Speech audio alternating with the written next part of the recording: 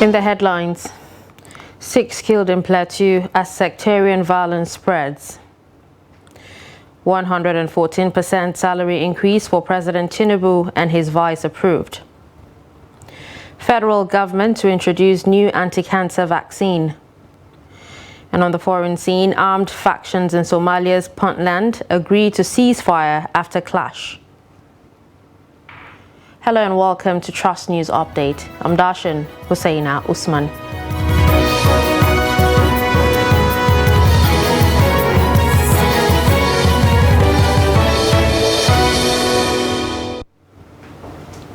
And we begin with security, where at least 6 persons were killed when gunmen invaded a Riam local government area of Plateau State on Tuesday. Reports say the incident happened in Rahos Sambak village of Rahos. A source from the community said the attackers ambushed and killed 2 people when mourners went to bury the corpse of a hit-and-run accident victim. According to the source, the other 4 were killed after they decided to proceed with the burial after initial attack. The police public relations officer of the Plateau State Command, Alabo Alfred, was yet to confirm the incident as at the time of this report. Meanwhile, Governor Caleb Mutfwang of Plateau State had said 80% of the attacks in the state are pure genocide. Mutfwang stated this during an interview with over 15 communities, where over 15 communities were attacked and 30,000 people were displaced.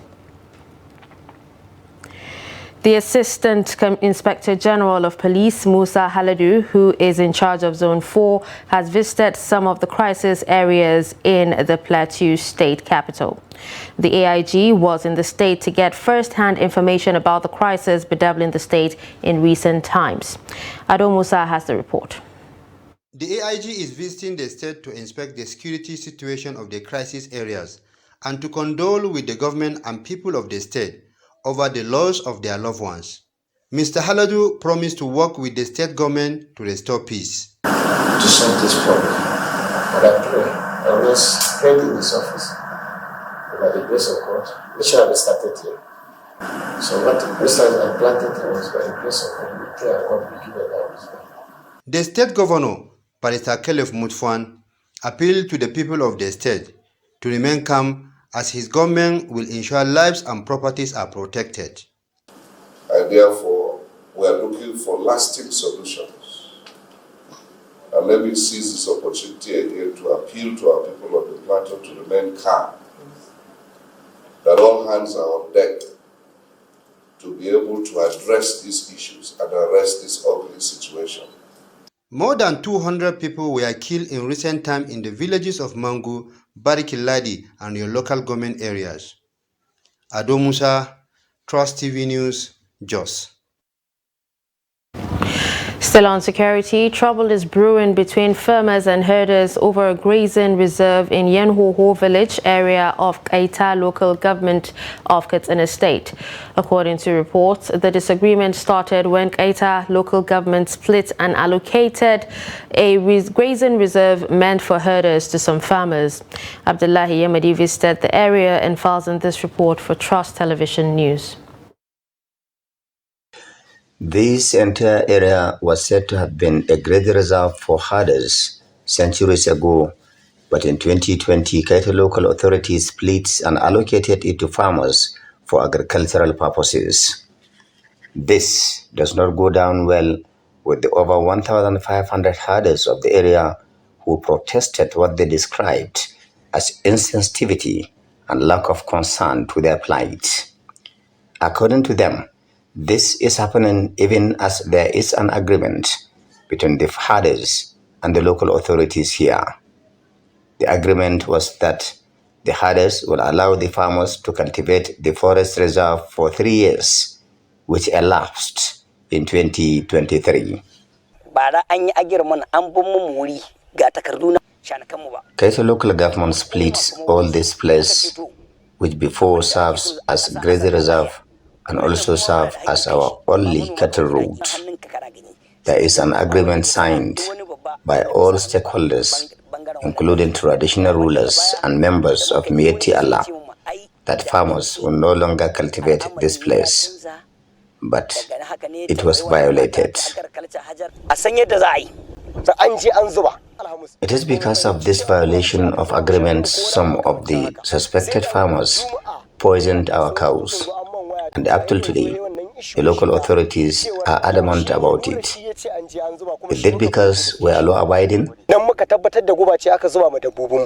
Moreover, the herders alleged that about 6 days ago, some suspected farmers poisoned a stream water within the forest reserve. 19 of their cows drank from the water and died in the process. As a farmer, I am not aware of any cow that was poisoned here, and I paid 4,000 naira only into the coffers of Kete local government and obtained this portion of land, and many of us, especially Fadama farmers, were allocated the land 3 years ago.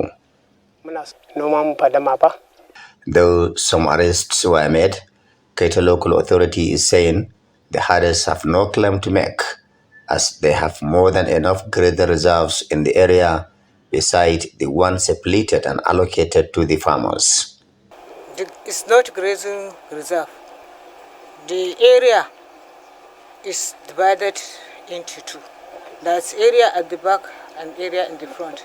The farmers asked for that area in the front, and the area at the back was left to the Fulani people.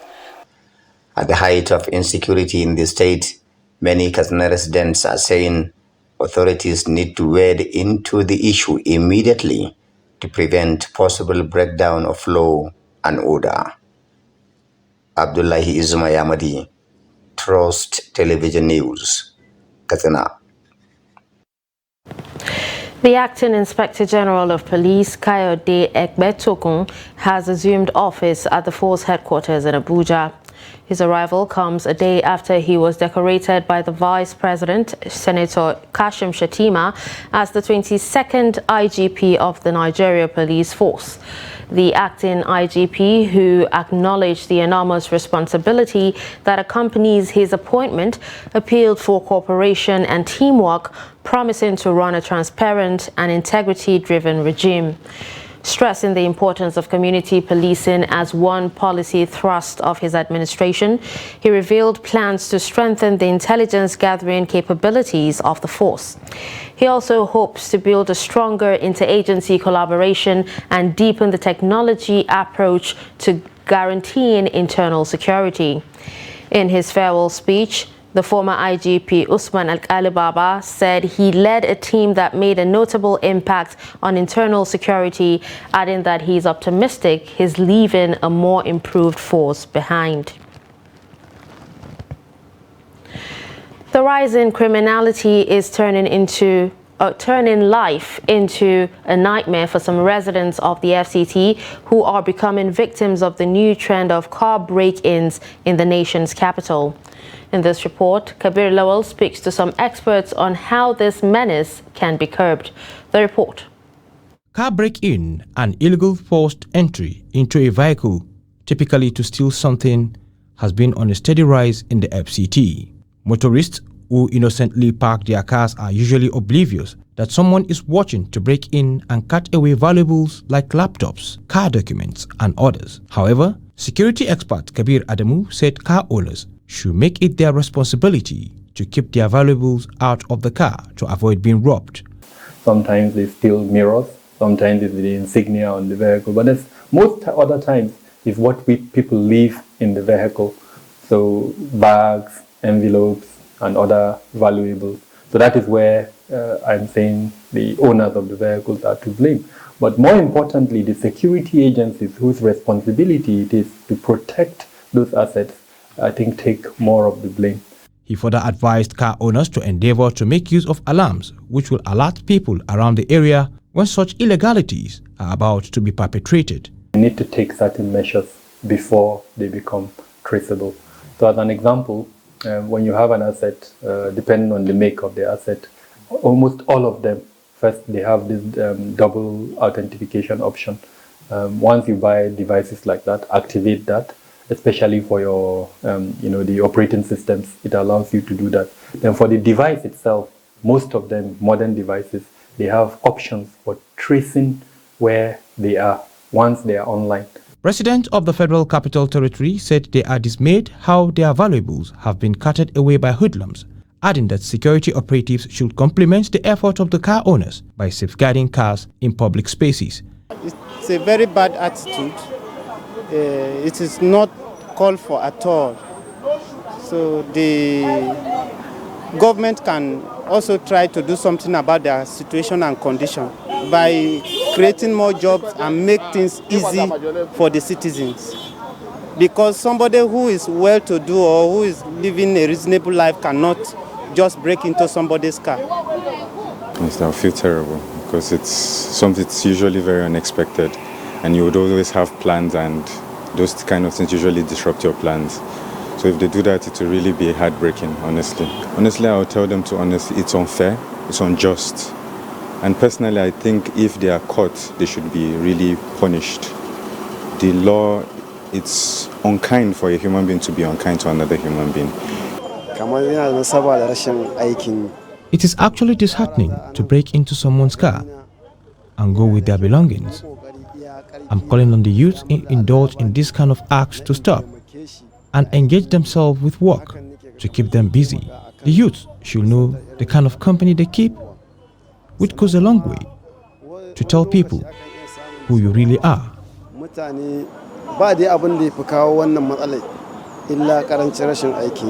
Some said parking in unsecured parks can also be one of the factors which make car owners fall victims. They, however, called on government to make it mandatory for those involved in this cruel act to be made to face the full wrath of the law. Kabir Lawal, Trust. The Revenue Mobilization, Allocation and Fiscal Commission has approved a 114% increase in the salaries of elected politicians, including the Vice President, the President, governors, lawmakers, as well as judicial and public office holders. The Commission urged the 36 states' Houses of Assembly to hasten efforts to amendment of relevant laws to give room for upward review of remuneration packages for political, judicial and public officers. The RMAFC chairman, Mohammed Shehu, represented by Federal Commissioner Rekia Tanko Ayuba, made the call at the presentation of the reports of the reviewed remuneration package to Kebbi State Governor Nasser Idris on Tuesday in Birnin Kebbi. He said the implementation of the reviewed remuneration package was effective from January 1, 2023, adding that the move was in accordance with the provision of paragraph 32D of Part 1 of the third schedule of the 1999 Constitution of the Federal Government as amended. The Cross River State Governor Basi Edet Otu has ordered the immediate ban of all commercial motorcycles within the Calabar metropolis.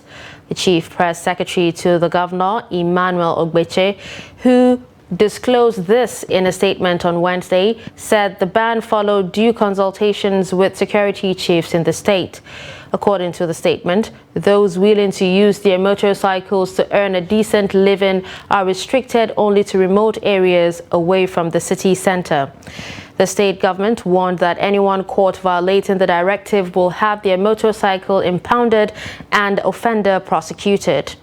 The state government, while warning against the vandalization of public assets like street lights, lampposts and traffic lights, also advised criminals to desist forthwith as culprits will be made to face full wrath of the law. Governor of Kano State, Kabir Yusuf, has directed that all 19 commissioners or commissioner nominees must comply with the Code of Conduct rules. According to the governor, by the announcement, the nominees are expected to declare their assets within the best possible time before their onward screening at the State Assembly. The governor, in a brief communique on Wednesday, vowed that no commissioner nominee will be sworn in as cabinet member without filling the assets declaration form from the Code of Conduct Bureau. Governor Yusuf reiterated his commitment to the people of Kano State, noting that transparency and accountability remain the basic principles of his administration, which will be applied to champion good governance as promised in his blueprint. The governor's comments comes a few hours after he vowed to publish the names of individuals who allegedly received illegal land allocations from former governor Abdullahi Umar Ganduje at the Kano Polytechnic. You're watching Trust News Update. Coming up after the break, we take a look at Generation Z and digital distractions. Stay with us.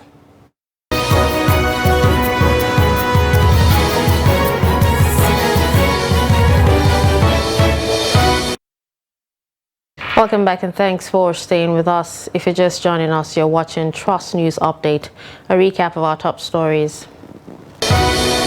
We told you that 6 killed in Plateau as sectarian violence spreads. You also heard that 114% salary increase for President Tinubu and his vice approved. Moving on to health, a federal government says it will introduce a new vaccine called human papillomavirus vaccine into the country in 2023 to tackle cervical cancer. The vaccine will be introduced through National Primary Health Care Development Agency into rural communities. This was disclosed at a stakeholders meeting between the National Primary Health Care Development Agency and Southeast traditional rulers on primary health care delivery held on Wednesday in Awka, the Anambra State capital. The Executive Director and Chief Executive Officer of NPHCDA, Faisal Shaib, represented by the agency's Director, Diseases Control, Dr. Basi Okposen, urged the Southeast traditional rulers to support government and educate their wards on the need to be vaccinated. He encouraged the monarchs to raise awareness about the importance of preventive care, early detection, and regular health checkups in their communities. The World Health Organization representative to Nigeria, Walter Mulumba, represented by the Zonal Coordinator Southeast, Chukwumwanya Igboiku, said Nigeria and its partners like WHO have been sustaining the zero wild polio status since 2016 in Nigeria, adding that enormous work has gone into containing variant strains of the polio virus in the country. Parents have been called upon to closely monitor the activities of their wards in order to create a chance of a better future for them. Trust TV's Zainab Garai speaks to a cross-section of FCT residents on the need to give Gen Z proper orientation in the face of technological distractions that are characteristic of the 21st century. The report. Generation Zero, popularly known as Gen Z, is broadly defined as the 72 million people born between 1997 and 2012. It is a stage of growth that requires close monitoring of infants by parents. This generation is often believed to be more upwardly mobile in line with the technological advancements of the Jet Age. This makes them inclined to independent-mindedness, individual creativity, and a sense of exploration that the older generation, especially parents, find disturbing. Hence, they want the Gen Zs to adopt norms and values that will better their lot. Everything you see yourself doing boils down to upbringing. When you talk about the former generation, their upbringing is so unique that they imbibe in them the mystery behind culture, and culture is all about respect and way of life. But nowadays, what the parents see themselves doing, we don't call it culture. They pet children into destruction. It's quite different now, and different not just not in a negative way, I could say. It's in a positive way. I think we are evolving. You know, some of the things that used to look sensible in the past, all of a sudden doesn't make sense anymore. And it's not because people are abandoning their culture. I think we are just evolving and getting new cultures. Some Nigerians on the streets of Abuja said the Gen Zero need to be taught simple etiquette, such as how to eat, dress, and live respectable lives. Well, I think it has to do with the new trend of what we are having in the society. Like I do tell my people, my staff in the office, this phone that we have is creating a lot of immorality, disrespect to the elders. You say children of nowadays, when we are growing up, we bend down to greet our elders. But now they shake hands. Some of them will not even greet you. And they expect so much from you as a daddy, as your boss. They don't give you in return. So what do you expect? The value will be degenerating down. Modernization has changed everything. Like the old generation now, we now got some advice from internet. We seem to imitate what we see online. Like in the old generation, people then focus on what the parents teach them. But now we get if you go online now, you start seeing different things, so you want to imitate. They also want Gen Zero to learn from an early stage and develop greater appreciation for diversity while finding unique identities for themselves in a world that is constantly forcing people to live lives that do not reflect their true selves. Zainab Karai, Trust TV News, Abuja. In business, the current devaluation of the naira has increased the debt burden of states in Nigeria. Calculated on the current rate of 664 naira to a dollar, the state's external debt burden has hit about 3 trillion naira. Top debtor states like Lagos, Kaduna, Cross River, Akwa Ibom, and others have seen their debt stock balloon. The external debt load of the 36 states and the Federal Capital Territory may increase to as high as over 40% due to floating of the naira by the Central Bank of Nigeria. On June 13, 2023, the external debt stock of the states was about $4.46 billion or 2.09 trillion naira at the exchange rate of 471 naira per dollar as of December 2022. After Nigeria devalued its currency, the debt stock climbed to 2.96 trillion naira at 663.04 naira per dollar, meaning the states will need revenue in naira to pay off their foreign loans. Part of the reason given by the CBN is that it is working to unify the country's chaotic forex market in line with the directive of the President Bola Tinubu during his inauguration speech on May 29, 2023. The Nigerian Customs Service and Niger Kogi Area Command have intercepted a Mitsubishi truck loaded with railway locomotive parts believed to have been vandalized along Minna-Bida Road.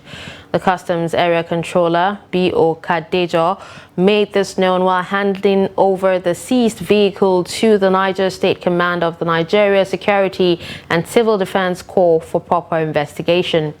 He said upon sighting the surveillance patrol team of the Customs, the suspected vandals stopped and abandoned the truck and fled the scene. He said preliminary investigation reveals that the vandalized locomotive railway parts belong to the Nigerian Railway Corporation. Those that are engaged in that offense, they are highly unpatriotic. They are very callous. Because we know removal of railway tracks, you know what it can cause? Derailment. Apart from the economic implications. So as for the Nigerian government to provide adequate infrastructure, that is why subsidy is being removed. Can you imagine government is trying all its efforts just to make sure that they cater for the citizens?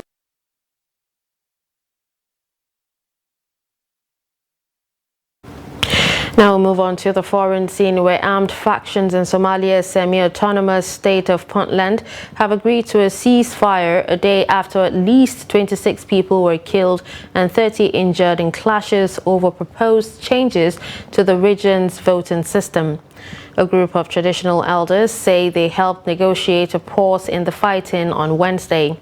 Local residents say the sound of gunfire had stopped while fighters had left the streets and shops reopened.